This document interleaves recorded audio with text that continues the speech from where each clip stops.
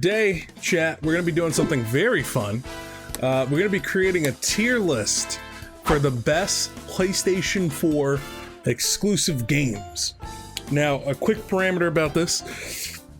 I'm not going to include anything that's going to be upcoming on the PlayStation 5 and PlayStation 4. I just kind of want to strictly stick with things from the PlayStation 4. And I'm going to try to do my best to exclude anything that was a PlayStation 3 game that got brought over to PlayStation 4, like The Last of Us Part 1. Like, we all know basically how we all feel about that game, and plus it was a PlayStation 3 game first. So that's where we're gonna stand with that as kind of the rules. But beyond that, this is the definitive tier list. Okay, no matter what else other tier lists you read, they're wrong. Okay, I just want you to know that, chat.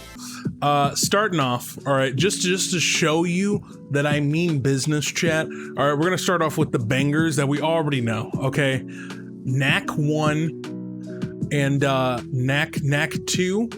Hold on, Knack.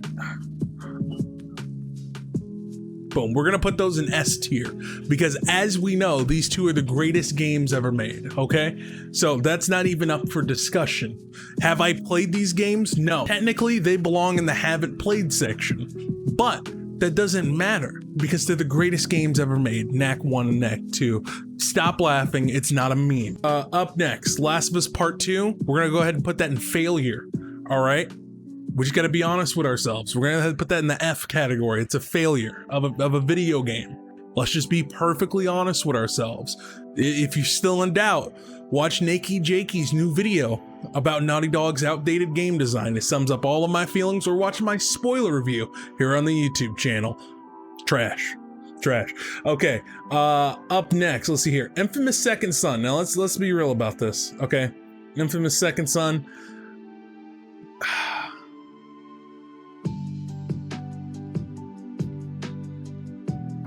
I'm conflicted. I'm conflicted between A tier and B tier because it is a super fun game. It has a lot of replayability, or at least one more playthrough. It's an easy platinum. It's super duper fun.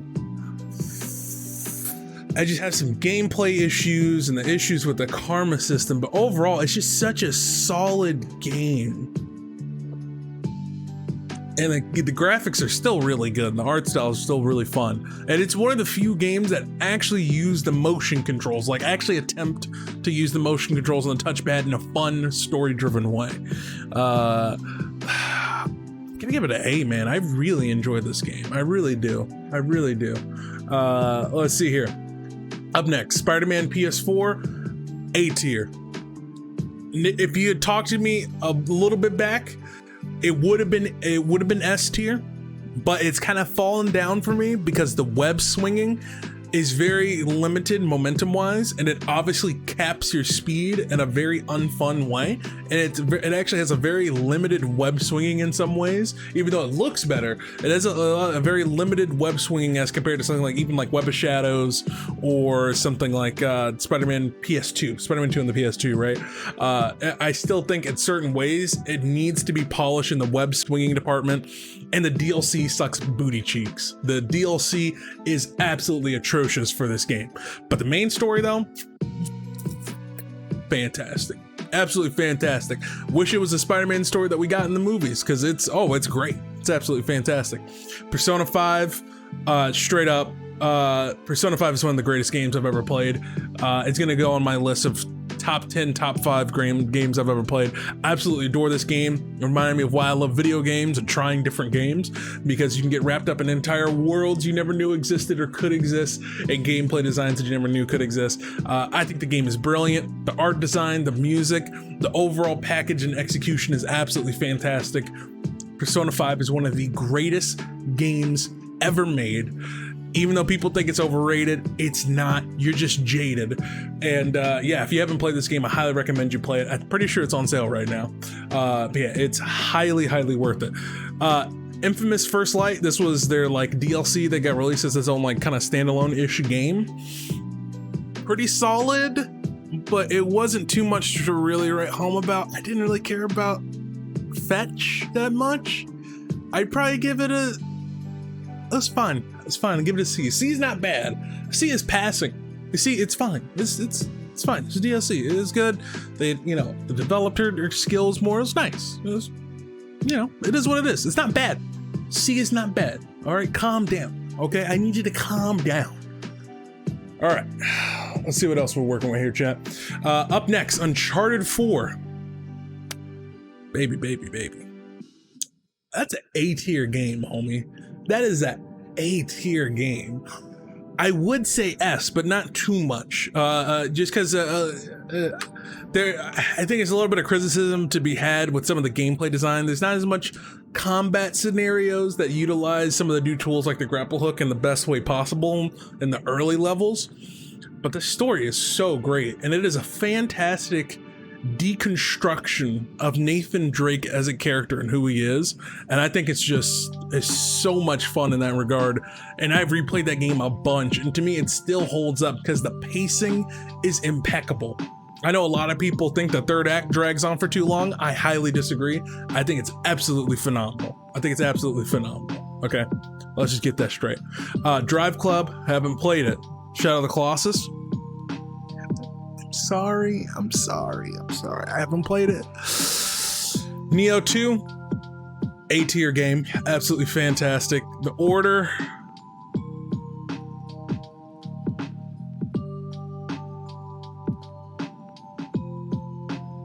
it's just not. The squandered potential, man. Squandered potential.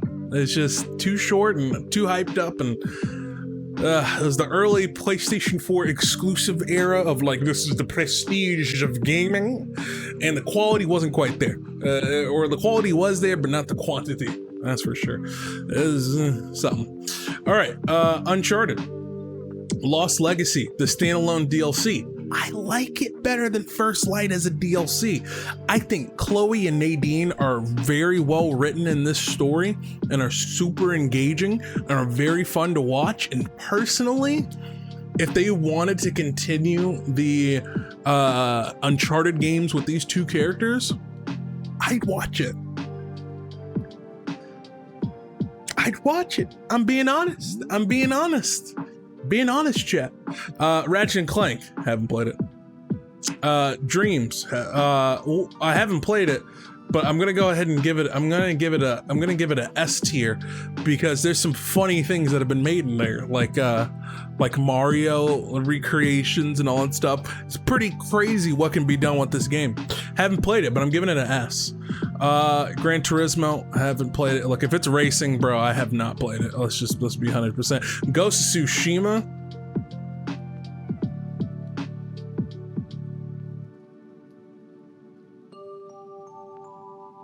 I'm gonna be honest with you guys.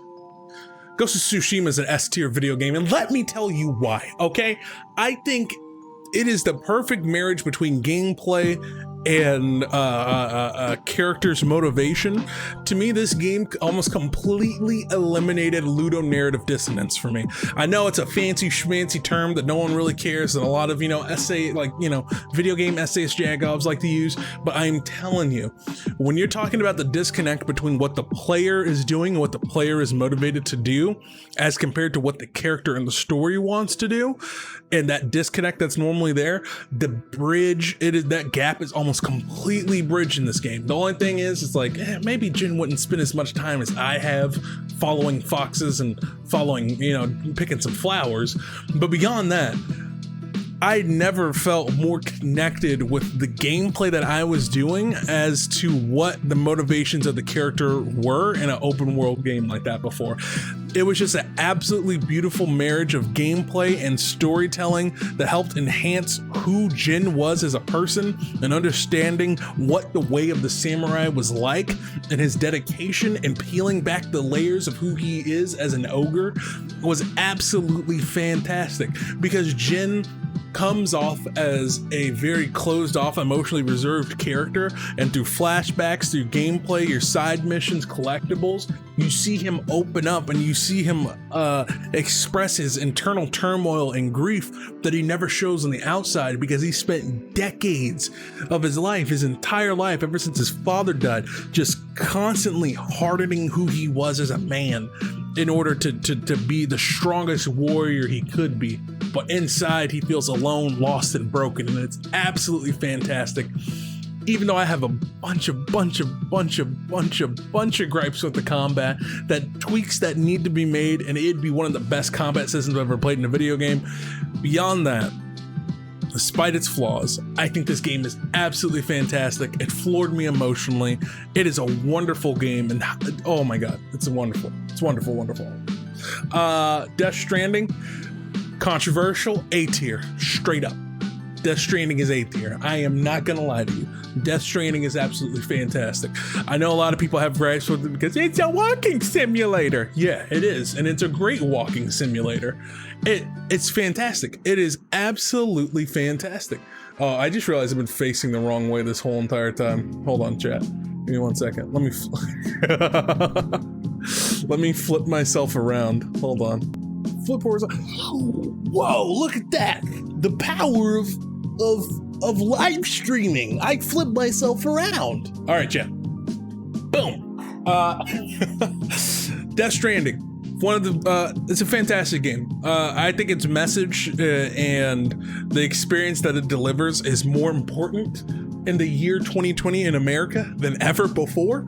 It is this powerful, to me, deconstruction of what it means to play games, what it means to connect with people, and what does it mean to feel alone. It tackles all those things in a very interesting way, in a way that other people find boring, but I find it calming and serene and captivating.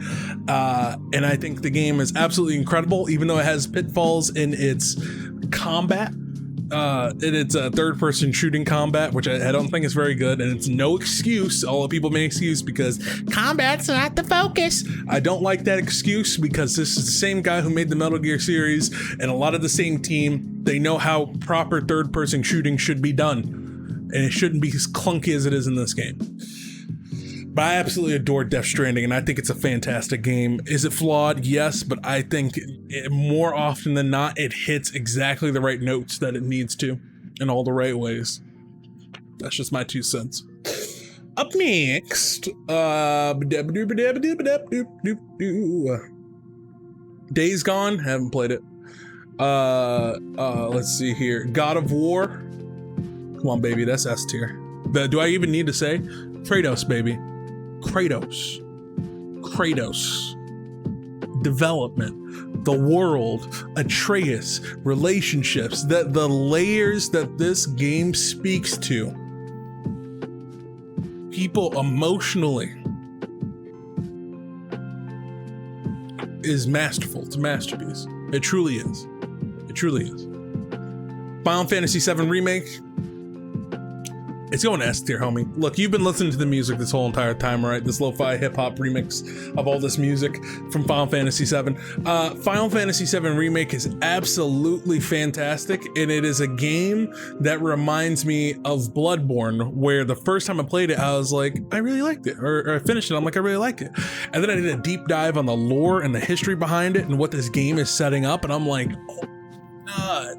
It is this beautiful love letter to what has come before, and this experiment to try something new and to bridge it all together, but also keep it all separate. And I think it's ambitious, and I think it's going to be absolutely fantastic in the other parts. But the game in and of itself has some of the best music inside of a video game ever. Listen to the soundtrack to Final Fantasy VII Remake.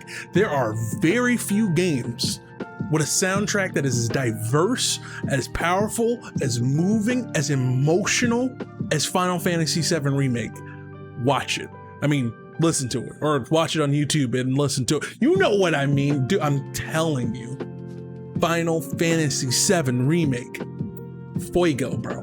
It's straight fuego, okay? Chat is, oh, baby. It's fantastic.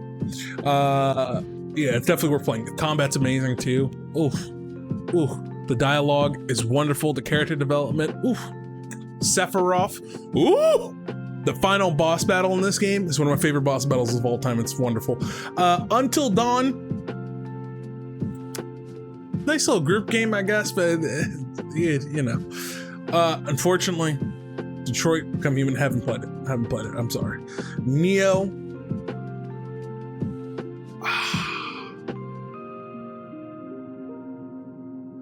Neo 1 is fine. Like it's solid, but it doesn't hit the spot that Neo 2 hits. Neo 2, it hit, you know, when like you're scratching and you hit like that spot and you're like, yeah, that's Neo 2. Neo 1's kind of like scratching and then you're like, all right, I got it. But Neo 2, oof, baby, chef's kiss. Bloodborne. All right, I'm just gonna go ahead and hold on. Oh no. S tier, homie. I'm sorry. Bloodborne's a masterpiece. It is one of the greatest games that has ever been made. It is a beautiful marriage between gameplay and storytelling through environments. The soundtrack to Bloodborne is something that will literally make your stomach churn and give you goosebumps all over your entire body. Some of the most memorable boss battles I have ever experienced in my entire life are inside of that game. The most memorable characters. It is absolutely wonderful. Absolutely fantastic.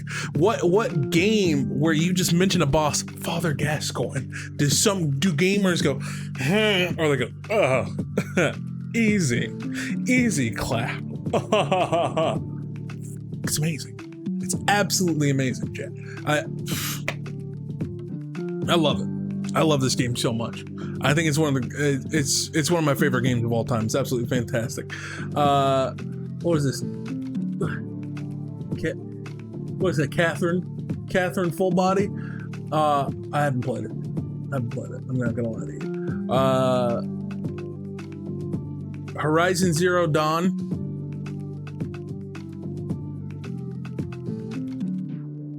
Bro, I don't like the game, man. I'm gonna be 100% honest with you, bro. I tried. I was probably close to 20 hours deep into that game, and then I just had to stop. Because it was like, playing Horizon Zero Dawn for me was like going on a date with someone and then everyone was like, yo, you two are totally gonna click. You like open worlds, you like strong, interesting protagonists, you like mystery, you like dinosaurs, combat, blah, blah, blah, blah, blah, blah, blah, blah, melee. You love all of this stuff. This game is right up your alley. You're gonna love her. And we went out for 20 hours and we just didn't click. I don't know what it was, but we just didn't click.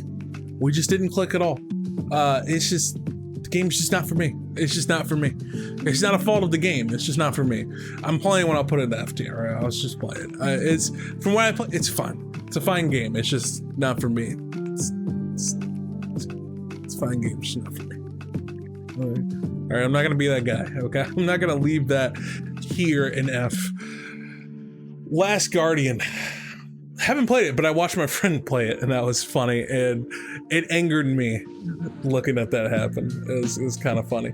Gravity Rush, fun. Surprisingly, I'm one of 8 people who's actually played Gravity Rush 1 and 2. It's fine. It's nothing to write home about. I thought they would fully realize the vision that was set forth in the first one and how the gameplay works, which is very quirky and unique, and when you get used to it, it can be very, very interesting and fun. But they really don't do much to build up upon that. So it is what it is. Last of Us Part 1 remastered. I feel weird still putting it in there, but because I don't want it to be in here. But yeah, it'd be an S tier game. It's an S tier game. The first Last of Us is a masterpiece. There's no competition. There's no discussion that needs to be had. Lastly, it's a Godzilla game, didn't play it. All right, now let me actually rearrange some things on my list. And let me be more honest about certain things.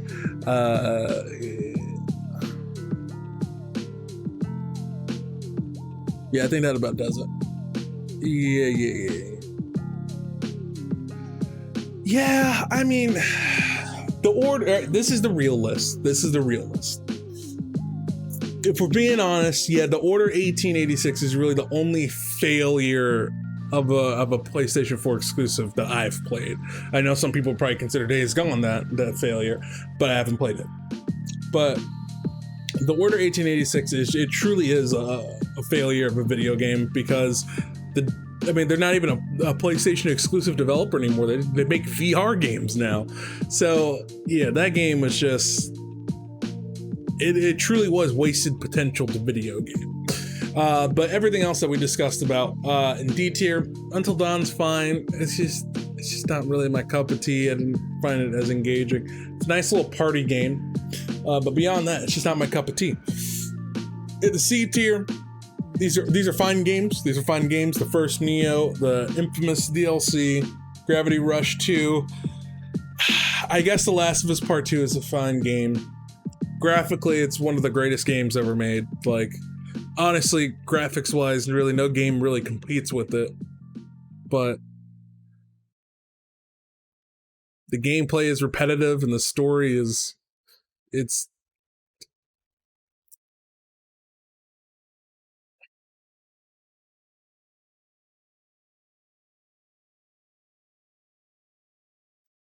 I'm done talking about that game, huh? We're good. We're done. We're done talking about that game. All right, and then going into B tier, I guess more games should be on B tier. Maybe if I had played more. Looking at this list, there's still quite a few games that I haven't played that I still wanted to play. Ratchet and Clank, Days Gone, Detroit, Catherine. Yeah, that's it. But those are kind of the main other games I still wanted to play that I haven't. I will never and have no desire to ever play another racing game ever again for the rest of my life. I'm good on racing games. But B tier wise, yeah, I think the Uncharted Legacy, it should be the kind of like the gold standard for a lot of DLCs. They're gonna be like expansion sort of things. Like it's so engaging, it's so good. A tier, Infamous Second Son is a great game, still holds up to this day. Spider-Man, fantastic. Uncharted 4, ooh, baby. Neo 2, ooh wee. And then Death Stranding, absolutely fantastic video game. Persona 5, honestly, if I were to rank my S tiers, oh yeah, no, Dreams, it shouldn't be up here. I was joking when I had Dreams up here. It's like, let's see here. I'm not even really, I'm just kind of pretending like Last of Us Part 1 isn't even on here really. But if I were to rank my favorite games in the S tier, my favorite PlayStation 4 exclusives,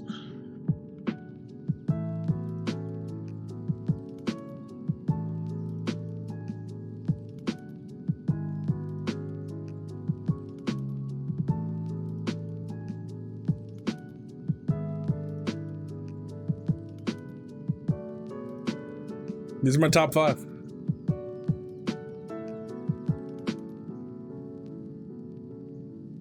Honestly, I feel very comfortable with that, saying that this is my top 5, yeah. These are great games, man. These are all great games, bro. Those are definitely my top 5 of yeah, this generation. For PlayStation 4, you know, for exclusives. This has been a wonderful year for video games. I mean, even when you look at, you know, this first list, there's so much diversity in it. You know, there's still, you know, a lot of, well, all of these are single player games. You kind of see, showing my hand there. I mean, honestly, a lot of PlayStation exclusive games aren't multiplayer. Not all of them, really. But yeah, these games are just absolutely breathtaking, and they just, the number one common thread between all these games is that I get absorbed in these worlds, and their gameplay is fantastic, and everything about the characters, I love them and adore them, and it's like, man, there's something magical about it. You know, it's something magical about those games. Each and every single one of those games, like after I got done playing them, it's like, it gave me that feeling of like, oh my God, like I love video games. Like, I'm so happy we live in this world where this interactive medium has grown and blossomed into what it is today. It's absolutely fantastic, and yeah, I love it. I love it. It's wonderful. But guys, let me know, what is your tier list? I need to know, chat. Let me know. Let me know. Ooh, I should be a singer. But I think that does it, chat. I think that does our little tier list experiment.